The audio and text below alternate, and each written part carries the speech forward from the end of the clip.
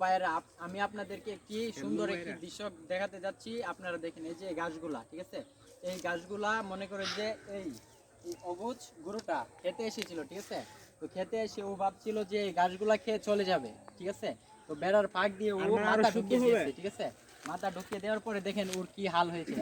এদিকে আসেন, এদিকে আসেন। ওর মাথার দেখেন কি হাল হয়েছে, এখন আর মাথা বাইর করতে পারতেছে না, ঠিক আছে।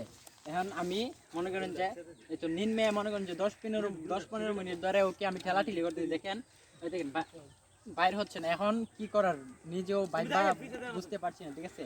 ও মনে করেন যে প্রায় আধা ঘন্টা ধরে ও এখানে মানে আটক হয়ে আছে, ঠিক আছে। আধা ঘন্টা ধরে ও আটক হয়ে আছে। ওকে বার করার পদ্ধতি আপনারা একটু বলে দেন, ঠিক আছে।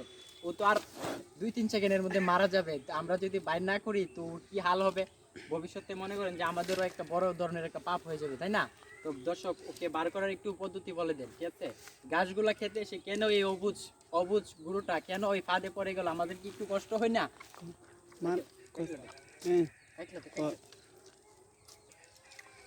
আমি বুঝতে পারতেছি না ও আসলে ঘাস খেতে এসেছে নাকি ওকে কেউ ষড়যন্ত্র করে ফাঁক দিয়ে মাথা ঢুকিয়ে দিয়েছে। তো ওকে কি করার, এখন তো আমাদের হেল্প করতে হবে ভাইয়ারা, আপনারা আমাদেরকে সাপোর্ট দিন, ঠিক আছে। আমি বাইর করার চেষ্টা করতেছি।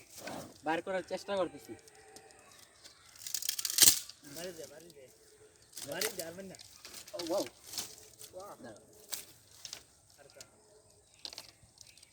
আর তুই বাড়িতে তো বাবা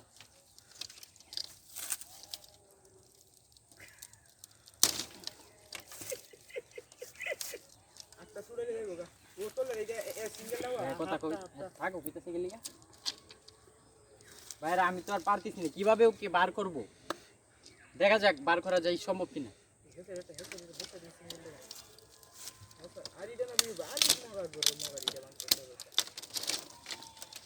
দর্শক আপনারা দেখছেন ও অলরেডি বাইর হয়ে যাইতেছে।